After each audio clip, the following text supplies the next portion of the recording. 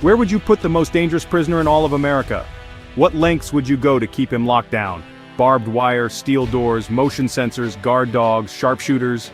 Inside his cell, how many liberties and basic necessities could you strip away and whittle down while still keeping him alive?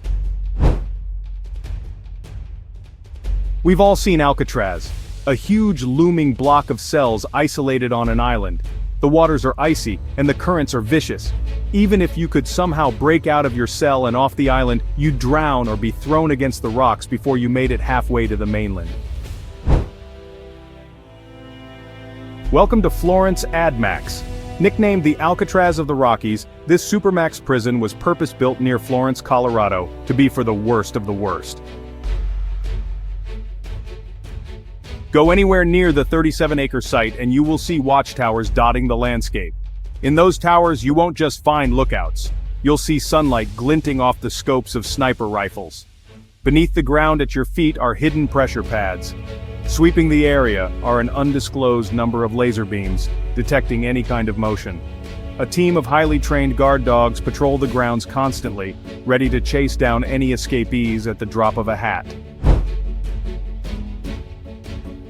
But before we can even use the word escape seriously, you need to consider what's on the other side of the 12-foot-high razor wire fences encircling the whole facility. Floodlights illuminate the entire place, day and night.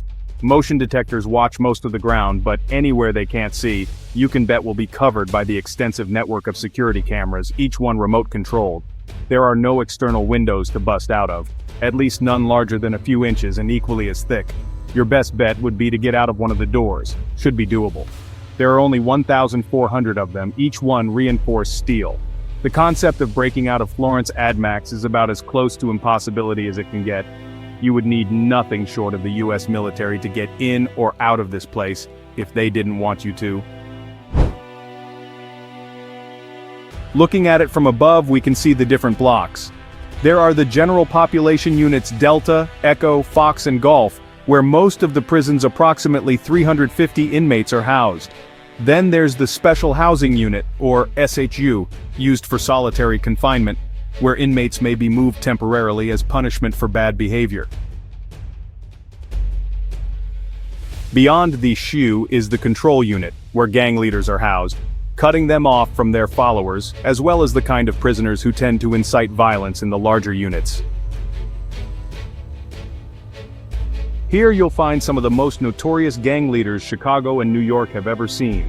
James Little Jimmy Marcello, who has a decades-long rap sheet of extortion, loan sharking and murder, is neighbors with Omar O.G. Mac Portee, who founded the Nine Trey Gangsters and the United Blood Nation while in Rikers. But they're nothing compared to the main man on the block, Joaquin Archivaldo Guzman Loera. You probably know him by his other name, El Chapo. Under his rule, the cartel raked in at least $3 billion per year in revenue. Experts have estimated that around 25% of all illegal drugs that enter the U.S. via Mexico come through El Chapo's ring. He was such a danger that the city of Chicago branded him as Public Enemy #1, the first of that title since Al Capone. That's gotta be the worst of the worst right there. You can't get much higher security than El Chapo, right? Beyond the Control Unit is the Special Security Unit, or H Unit. It's here that America sends some of its most dangerous terrorists, people who have special rules and regulations made just for them due to the nature of their crimes. In these cells you will find some of the most infamous murderers, terrorists, and serial killers in U.S. history. The Unabomber, Theodore Kaczynski, was here all the way up to 2021. Past his cell, serving 3 life terms plus 110 years in prison without parole, is the shoe bomber, Richard Reed, who tried to take down a transatlantic flight in 2001 with an explosive in his shoe. The Unabomber, Theodore Kaczynski, was here all the way up to 2021. Past his cell, serving 3 life terms plus 110 years in prison without parole, is the shoe bomber, Richard Reed, who tried to take down a transatlantic flight in 2001 with an explosive in his shoe. Former FBI agent turned Soviet spy Robert Philip Hansen is serving 15 consecutive life sentences just around the corner. Seeing the conditions in Guantanamo Bay, it's apparent just how detested terrorists are in the United States prison system, but that's a video for another day.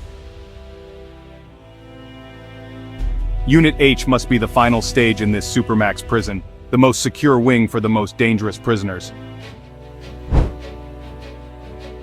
Prison officers describe the place as a cleaner version of hell.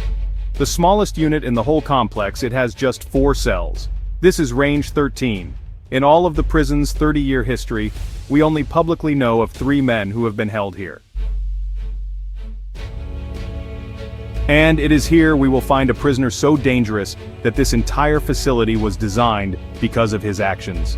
The prisoner who holds the record for the second longest time spent in solitary confinement in U.S. prison history, beaten only by Albert Woodfox, who was kept in solitary for 43 years. It's the former leader of the Aryan Brotherhood, Thomas Edward Silverstein. Terrible Tom Silverstein was born February 4, 1952, in Long Beach, California. Even before he was born, his life was in turmoil. His mother, Virginia, was having an affair with a man named Thomas Conway.